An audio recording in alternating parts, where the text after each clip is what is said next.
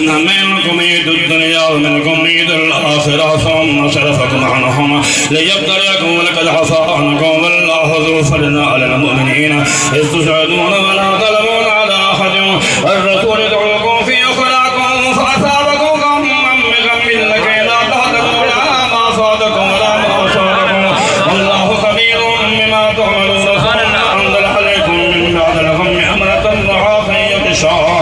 طائفة منكم وطائفة قد همتهم أنفسهم يظنون بالله غير الحق ظن الجاهلية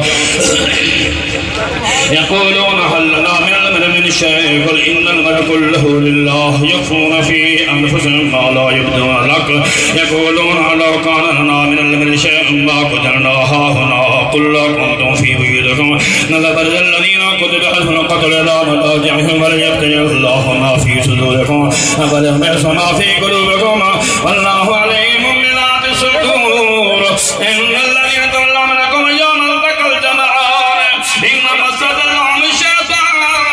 بعد ما كسبوا ولقد عفا الله عنهم إن الله غفور حليم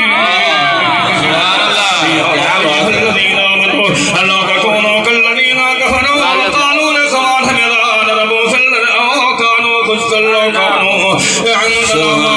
ما قتلوا ليجعل الله ذلك حسرة في قلوبهم والله يحيي ويميت إنما الله بما تعملون بصير ولئن قتلتم في سبيل الله أو متم لمغفرة من الله ورحمة خير مما يجمعون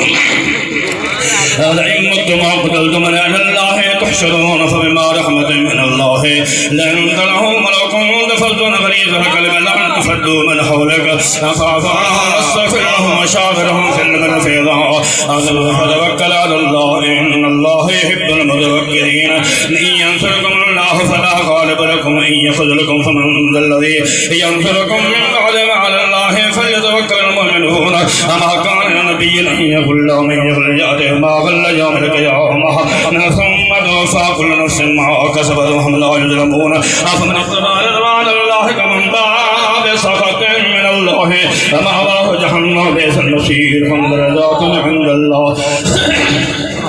والله بصير بما يعملون لقد من الله على المؤمنين إذ بعث فيهم رسولا من أنفسهم يتلو عليهم آياته ويزكيهم ويعلمهم الكتاب والحكمة وإن كانوا من قبل لفي ضلال مبين ما أصابتكم مصيبة قد أصبتم مثلها قل تمنى هذا قل هذا من عند أنفسكم إن الله على كل شيء قدير